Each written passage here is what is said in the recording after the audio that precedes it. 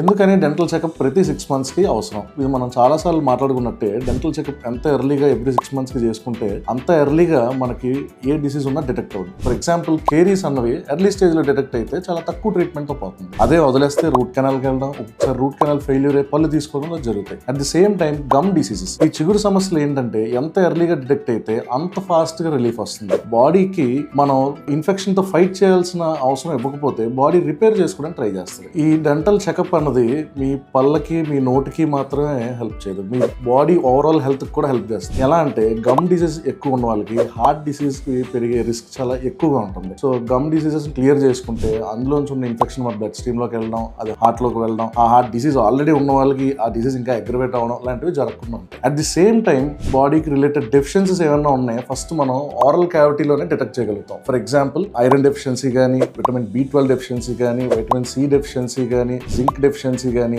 ఇలా ఇంకొన్ని న్యూట్రియంట్స్ ఏదన్నా బాడీలో డెఫిషియెంట్ గా ఉన్నాయి అంటే మనం ఓరల్ క్యావిటీలో అది రిఫ్లెక్ట్ అవుతుంది. సో రెగ్యులర్ ఓరల్ ఎగ్జామినేషన్ చేసుకోవడం వల్ల ఏదన్నా డెఫిషియన్సీస్ ఉంటే ఎర్లీగా డిటెక్ట్ అయ్యి దానికి ట్రీట్మెంట్ కూడా ఎర్లీగా తీసుకోవడానికి ఛాన్స్ ఉంటుంది. Never miss your dental checkups. It saves your time and money and improves your health.